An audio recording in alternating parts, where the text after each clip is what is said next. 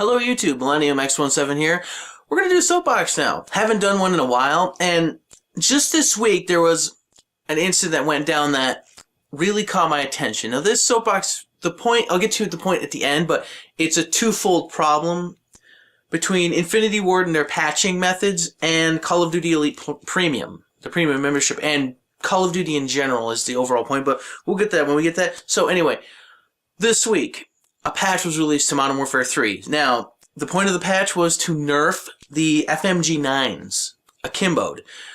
I'm pretty sure if you play any Modern Warfare 3 multiplayer, you're aware that these things kill insanely quickly. There are very fast firing machine pistols that are considered submachine guns, a little bit of a gray area, but whatever. Akimboed, they're bullet hoses. They kill so fast, it's ridiculous. So people use them a lot, obviously, because they work good. So a lot of the community was bitching and moaning about it. So they said, okay, this patch, we're going to nerf them. So what happened, though? So I'm going to link in the description down below, but Driftor did a video proving this. They didn't nerf them. They buffed them. They actually made them more effective. Not just the FMG9s, but all the submachine guns in akimbo mode got buffed, which that's a pretty big error to make. So almost all the SMGs, for the most part, are about a 30% increase in the rate of fire. That's pretty serious. The one exception is the MP9, which got a 48% increase in its rate of fire while akimboed.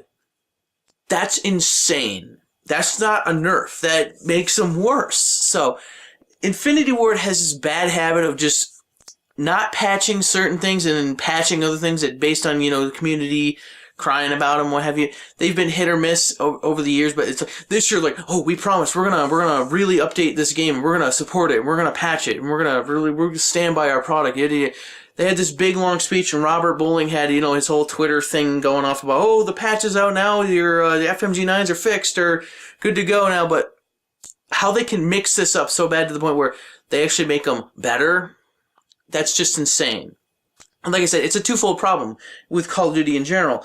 The other thing this week that happened was that the first bit of content for Call of Duty Elite Premium members on 360 was released. 2 maps, multiplayer. One's in Central Park, the other one's in some Vista town on the side of a lake. I really didn't pay too close of attention to them because I no longer even have the game, nor do I have Elite Premium.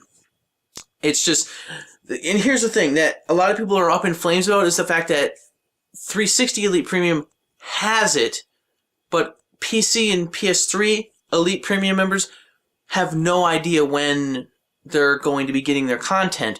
And the public, the Elite for PS3 and PC don't even have a date. The public knows that these maps are going to come out in a general pack that's going to launch in March.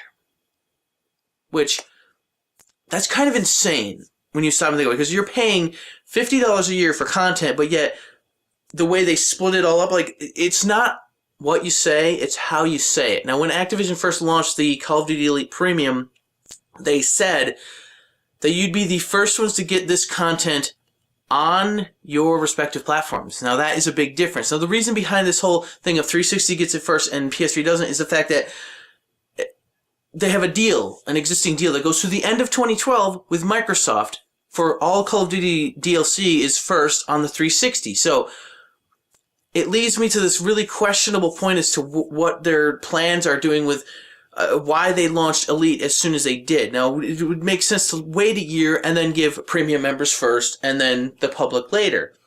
That would make sense. They didn't do that, though. It leads me to believe that they've claimed that they're not going to, but let's be serious with ourselves. Activision wants to make Call of Duty multiplayer as close to an MMO as possible. They've claimed that you will never have to pay to play multiplayer currently, but it's inevitable. I don't care who Dan Amrick or anybody else from Bobby Kotick from Activision, whoever from Activision comes and says, oh, it'll never happen, this is not in our plan. Bullshit. It will be inevitable. That it will sometime, 3 years, 5 years, maybe sooner, maybe later, I don't know, it will happen. This is the way they're going. It would make sense, business sense, that it would not piss the PC and PS3 players off to just wait a year for this Call of Duty Elite membership, wait a year, and then everybody premium would get it, at the same time, and not this jagged, broken up schedule of it's a 9-month program of DLC that you get 20 pieces over 9 months, which conveniently splits up to 4 different packs for $15 they're going to eventually charge. But so that's their calling thing. Oh, well, if you buy the $50 a year premium now, you get them early and you get them for $10 cheaper. It's like, but why did they start it so early is what concerns me, along with this fact that Infinity Ward says that, we're going to support our game, we're going to patch it, but yet they screw it up this badly. It's a twofold problem with Call of Duty nowadays. It's not fair to the Elite Premium members on the PC or in the PS3. They want their content, and they're pissed about it, and they have a right to be pissed about it, but then there's a whole dealing with Microsoft. This, with the patch, they launched Elite as soon as they did to break the ice. That's the whole thing. To pay $50 a year now breaks the ice so that it gets you the idea of, I'm not paying for multiplayer, I'm paying for content early. And it's the fact that they didn't wait the year that leads me to that they want to start it sooner than, as soon as they can start it, the more money they'll make, and ho-ho, Activision and their money.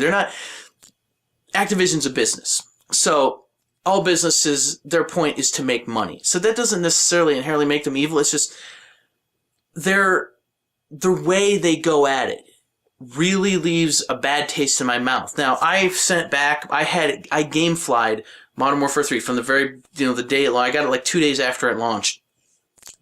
And I played it, and I had mixed feelings about it. And it's the same problems with the game every single year. It's just a different weapon is overpowered or overused. It's different things that get patched that maybe they should have, maybe they shouldn't have, and it's just, but the way that Infinity Ward says that they're going to patch this game, but then they screw it up, the fact that they don't even know their own code, well, like, there's a million different things that they could have done to make them better. They could have lowered the fire rate, reduced the range, less damage, no akimbo. I mean, there's a whole list of things they could have done, but they didn't. They just, it makes me believe it's like that college report that you wait till the night before to do it, and then you quickly write the thing up, and then you just publish it straight to the internet without looking at what it did.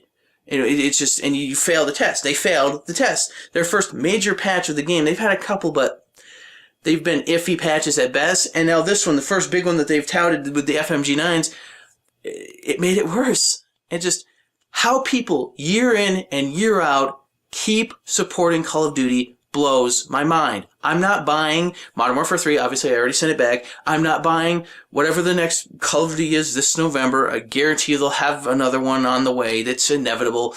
It might be Black Ops 2, most likely. Whatever improvements Black Ops 2 or whatever the next Call of Duty is, what improvements that they've done to it, I can guarantee you that it's not going to be any different. And there's nothing we can do about it.